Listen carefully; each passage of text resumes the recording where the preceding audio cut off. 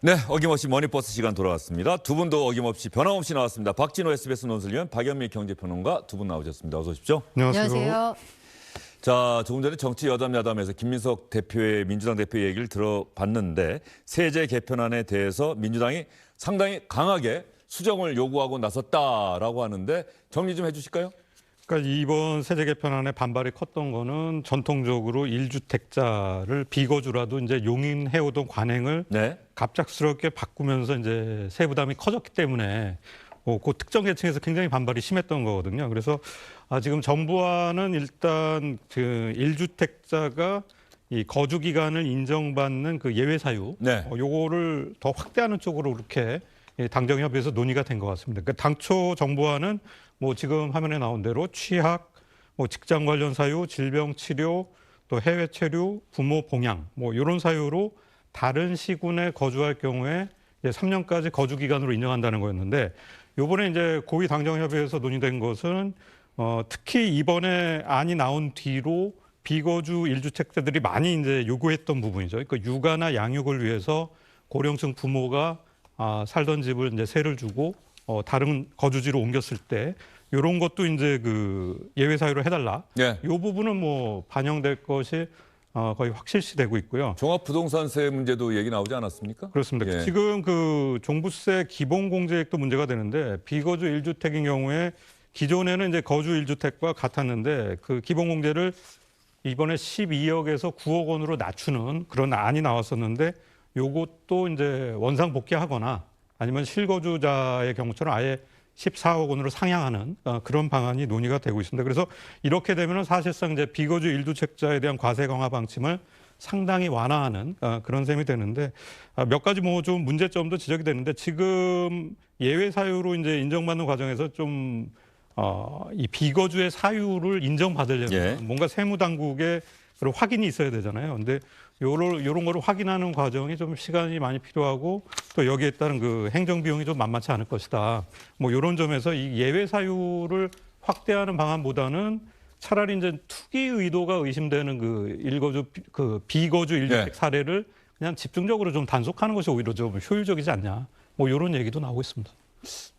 이거 정부가 사실은 상당히 양보를 해야 되는데 일단 어제 당정에서 당이 민심을 반영해서 그런 요구를 했다. 그러면 앞으로 국회 논의 과정에서 어느 정도 수정이 될지는 좀 지켜봐야 될 것 같고요. 또 하나 나왔던 게 최근에 오세훈 서울시장이 국토부 장관 만나서 용산에 이제 아파트 공급하는 문제에 대해서 평행선을 달리지 않았습니까? 오세훈 시장은 절대 거기다 아파트 못 짓겠다. 그건 정원, 녹지로 남겨둬야 한다라고 이야기를 했는데, 그러니까 최근에 당정이 논의하는 과정에서 재개발, 재건축, 정비구역 지정 권한 이게 500채인가요? 네. 이게 기준을 둬서 이거 차라리 광역단체장, 서울시장이 아니라 구청장한테 주자. 이런 뭐 아이디어도 나왔다고 하던데. 네, 이게 지난 지방선거 당시에 예. 정원호 민주당 후보가 이제 냈던 공약인데 예. 각 자치구의 권한을 좀 강화해주겠다 이런 얘기입니다. 예.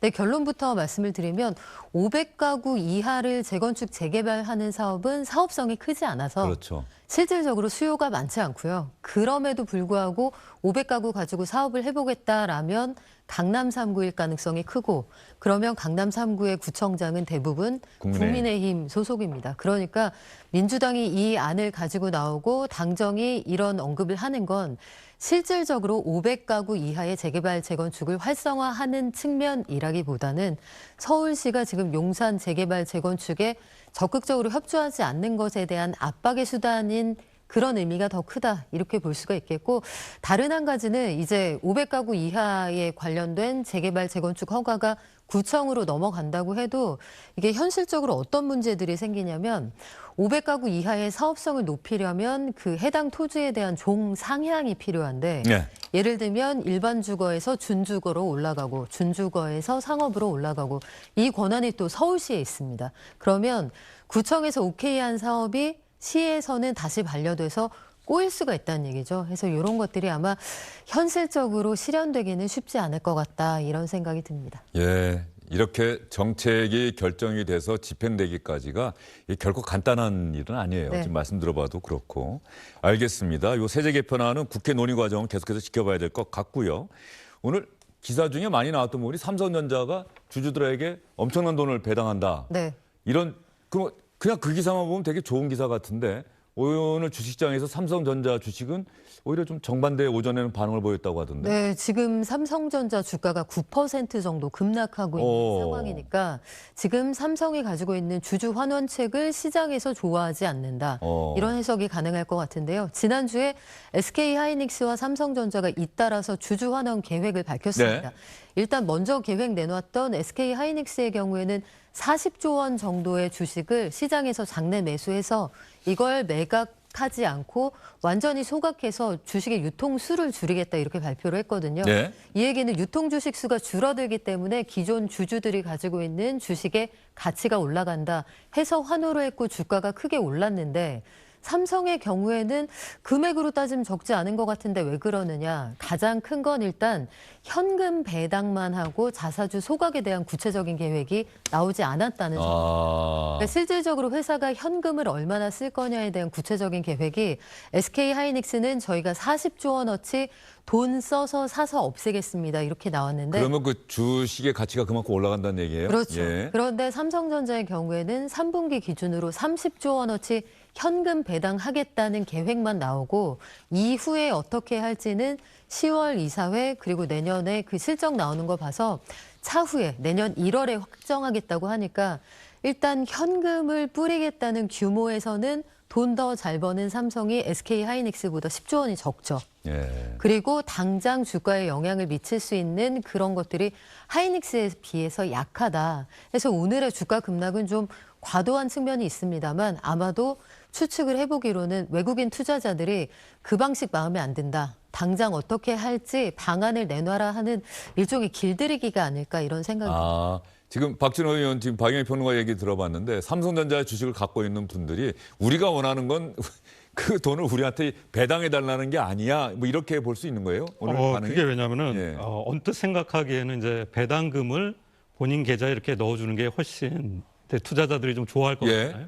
근데 실질적으로 지금 주식시장 상황을 보면은 사실 이제 5, 6월에 반도체 주가가 강세를 받을 때 워낙 이제 낙관적인 전망들이 많이 나왔기 때문에 그때 이제 약간 높은 가격의 그 반도체 주식을 산 분들이 많았어요. 그래서 어떻게 보면 이제 좀 물려 있는 분들이 많은 건데. 네. 물려 있는 분들. 그렇다 보니까는 자사주 소각이라는 조치가 사실 이 주가 수급 면에서는 주가를 올리는 직접적인 아주 효과가 있습니다. 즉각적인 효과가 있기 때문에 그런 분들 차원에서는 배당금 당장의 배당금보다는 좀 주가가 당장 오르는 게 더 필요한 상황이거든요. 그래서 그런 상황에서 보면은 이제 삼성전자가 SK하이닉스처럼 좀 자사주 소각 조치를 대규모로 발표를 해서 주가가 좀 상승하는 효과를 봤을 때 좀 이렇게 원금 방어라든지 아니면 차익 실현을 하고 좀 팔아야겠다 이런 생각을 했던 분들이 많았던 것 같아요. 그래서 그런 실망감도 오늘 주가에 좀 많이 반영이 되는 것 같습니다. 예.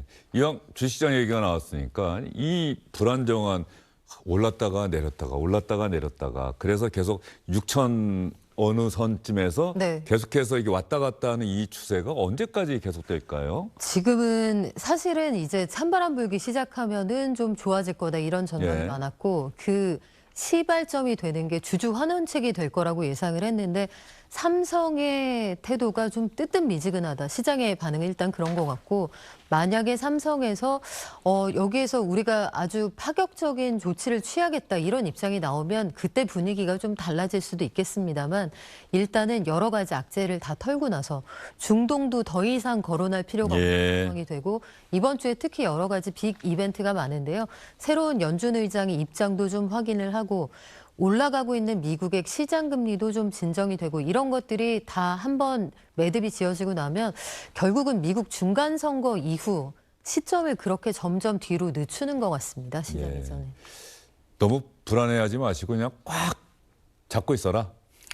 네, 뭐 어떻게 보면은 오늘 시장도 그렇지만은 사실상 시장은 지금 관망 분위기가 네, 강하고요. 지금 시장의 가장 큰 이제 변수는 역시 이제 미국 금리, 물가, 그리고 지난주에 이제 시장을 많이 옥죄했던 그 미국 장기 국채 금리의 상승인데, 아까 이제 김준영 의원도 나와서 말씀하시던데 사실 지금 트럼프의 정책을 보면은 중간 선거를 위해서는 미국 내 물가를 잡는 것이 가장 중요한 상황인데도 지금 정책을 펴는 거 보면은 상당히 중구난방이거든요. 지금 보면은 이제 호르무즈 해협 상황을 사실상 이렇게 방치하는 거는 결국 이제 국제 유가의 높은 수준이 당분간 계속될 수밖에 없다라는 그런 시장의 메시지를 주고 있는 것이고, 또 지난 주말에 이제 캐나다와의 무역 협상이 결렬됐잖아요. 이런 것도 사실 이제 서로 보복 관세를 부과하지만 캐나다에서 수입하는 물건들의 가격이 높아지면은 또 미국 내에서는 물가가 높아질 수밖에 없는 그런 요인이 됩니다. 그래서 이런 정책을 펴면서 이 중간 선거에 대비한다는 것 자체가 되게 이상하고요. 또 이런 상황에서 그런 관심을 당장에 돌리기 위해서 북미 대화 같은 그런 이제 깜짝 이벤트를 또 선언을 하는 것도 상당히 이제 시장에 많이 혼선을 주고 있습니다. 그래서 예.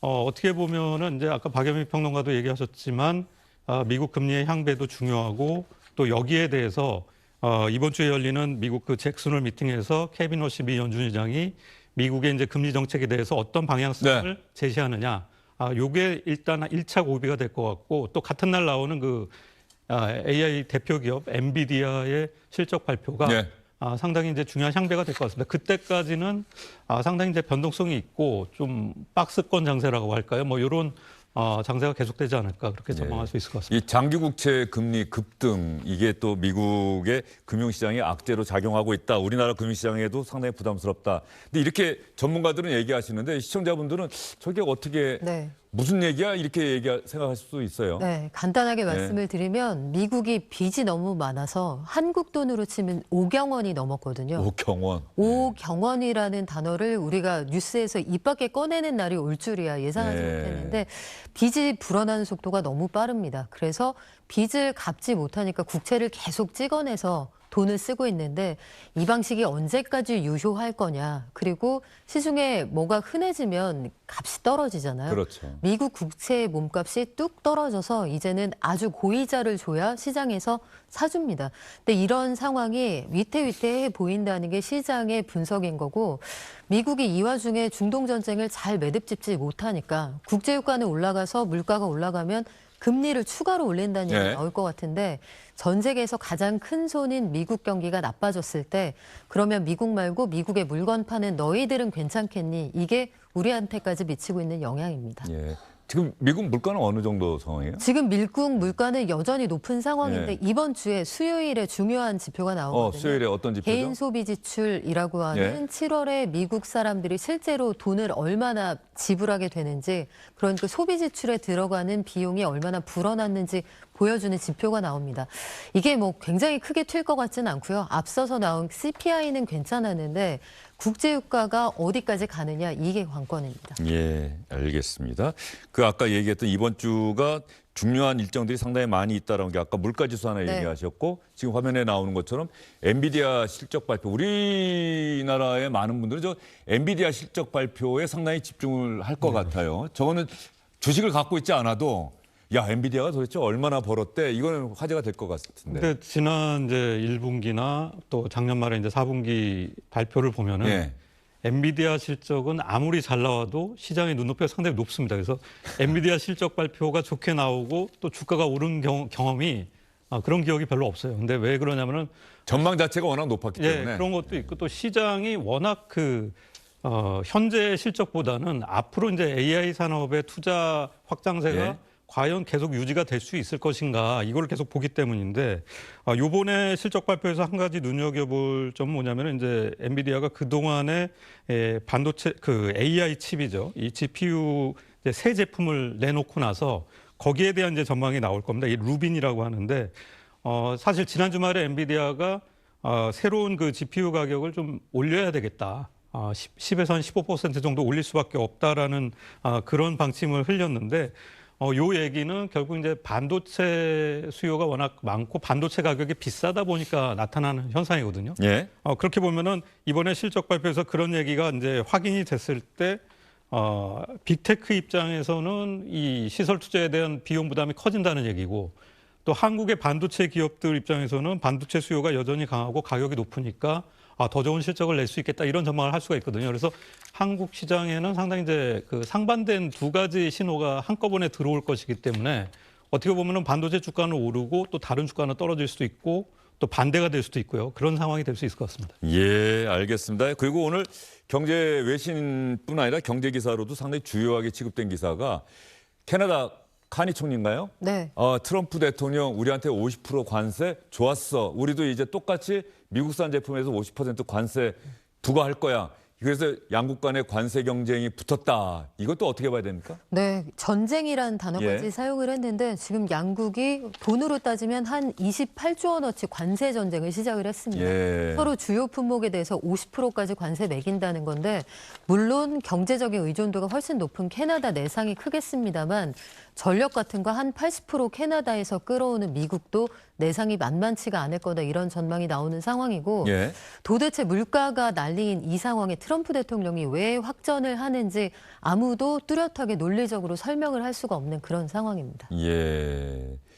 그동안은 캐나다가 좀 약자의 입장이었는데 작년에 트럼프 행정부 2기 행정부가 출범하고 나서 초반에 관세 야 니네 우리 미국에 주로 편입해. 안 그러면 더 혼내줄 거야. 막 자존심 상하고 그랬는데 지난 1년여 사이에 캐나다가 그래도 미국의 의존도를 상당히 줄였다. 그래서 이번에 저렇게 나올 수 있다. 뭐 이런 분석 기사도 있던데요. 그럼에도 불구하고 이제 재작년 기준으로 보면은 캐나다의 수출의 한 예. 60에서 70%가 미국이고요. 예. 또 수입도 한 40%가 미국에서 옵니다. 그래서 이게 사실상 양국이 이렇게 보복 관세를 50%나 주고받는 게 경제적 자해 행위가 되거든요. 예. 이제 아까 이제 박영미 평론가가 이유를 모르겠다고 하셨지만 지금 추측하기에는 이제 트럼프는 오직 그 한 70일 정도 남아 있는 중간 선거에 자기가 무슨 성과를 유권자들한테 보여줄 것이냐에 있다 보니까 우리가 이제 캐나다에 대해서도 네. 이 정도의 관세를 받는다. 뭐 이런 실적의 목적을 갖고 이러는 게 아닌가 하는 추측을 해볼 수가 있습니다. 하여튼 트럼프 대통령의 말은 잘 생각해 봐야 될 것 같아요. 예, 알겠습니다. 이번 주 머니버스는 여기까지입니다. 두 분 수고 많으셨어요.